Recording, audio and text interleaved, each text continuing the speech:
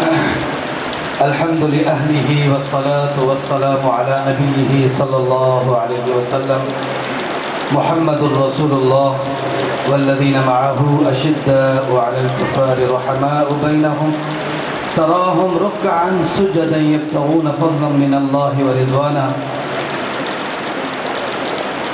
ہم نے ہر دور میں تقدیس رسالت و عظمت صحابہ کے لیے ہم نے ہر دور میں تقدیس رسالت و عظمت صحابہ کے لیے وقت کی تیز ہواؤں سے بغاوت کی ہے.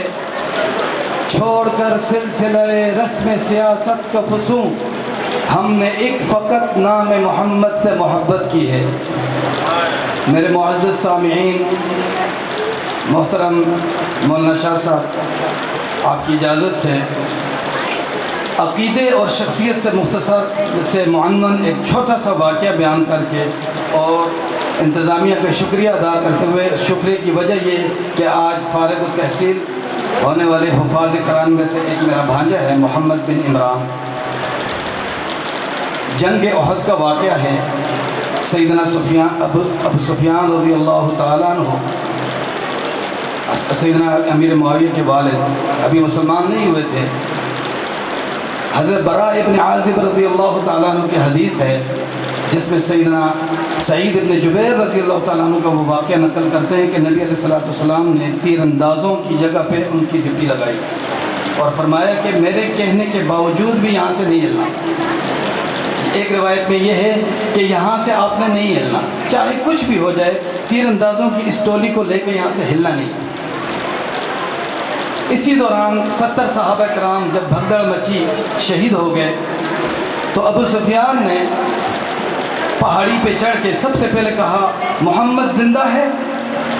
صحابہ کرام نے نبی علیہ السلام کی طرف دیکھا. حضور صلی اللہ علیہ وسلم نے پوچھنے کی اجازت مانگی کہ اس کو جواب دیں یا نہیں. نبی علیہ السلام نے فرمایا نہیں دینا. دوسری دفعہ کہا ابو بکر صدیق ہے، زندہ ہے. پھر نبی علیہ السلام نے کہا نہیں دینا جواب. تیسری دفعہ کہا عمر ابن خطاب زندہ ہے. نبی علیہ السلام نے کہا جواب نہیں دینا. صحابہ خاموش رہے. تو تیسری دفعہ جواب سننے کے بعد ابو سفیان نے اعلو حبل اپنے بت کا نام لیا. بت کا نام تھا حبل. حبل بلند ہوا. نبی علیہ السلام نے فوراً کہا اب جواب دو.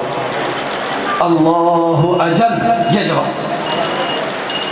دوسری دفعہ اس نے نعرہ لگایا لنا العزى ولا عزى لكم، ہمارے پاس تو عزا بت ہے، تمہارے پاس کچھ بھی نہیں. نبی علیہ السلام نے فرمایا اب پھر جواب دو. اللہ مولا لنا، اللہ مولانا ولا مولا لکم، اللہ ہمارے مولا ہیں، تمہارا کوئی مولا نہیں.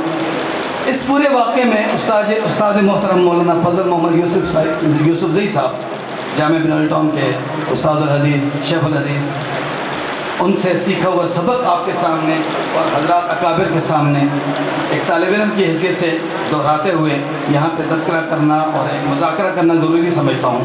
اس پورے واقعے میں استاد جی نے فرمایا کہ شخصیات مقدم نہیں ہوتی ہیں، عقیدہ مقدم ہوتا ہے. نبی علیہ السلام کا تذکرہ کیا، نبی علیہ السلام نے منع فرمایا. ابو سفیان نے ابو بکر صدیق کے فوت یا شہید ہونے کا تذکرہ کیا، نبی علیہ السلام نے جواب دینے سے منع فرمایا. تیسری دفعہ عمر ابن خطاب کا تذکرہ کیا، جواب دینے سے منع فرمایا.